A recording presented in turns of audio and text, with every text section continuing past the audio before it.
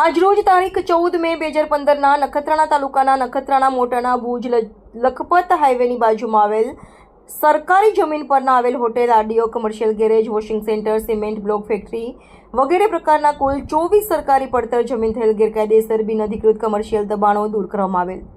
આ કામગીરી અંતર્ગત શ્રી BR શાહ મામલતદાર નખત્રાણા દ્વારા દબાણકારોને જમીન મકાનના 202 હેઠળ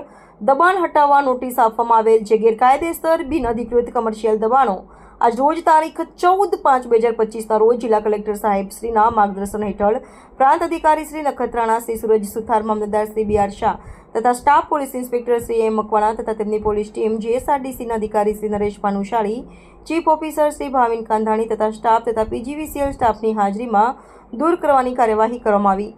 આ કામગીરીમાં કેટલાક પાણીના વહેણને નડતરરૂપ થતા દબાણો હટાવવામાં આવેલ તથા ગેરકાયદેસર દબાણકારોના કુલ 13 પાણીના કનેક્શન દૂર કરવામાં આવેલ, જે કાર્યવાહી હેઠળ નખત્રાણા મોટાના ભુજ લખપત હાઈવેની બાજુમાં આવેલ સરકારી જમીન પર કુલ 24 કમર્શિયલ દબાણો દૂર કરવામાં આવેલ। આ કામગીરી બાદ કુલ અંદાજિત 14,800 ચોરસ મીટર જમીન, જેની જંત્રી મુજબની અંદાજિત કિંમત ₹4,38,04,000 અંકે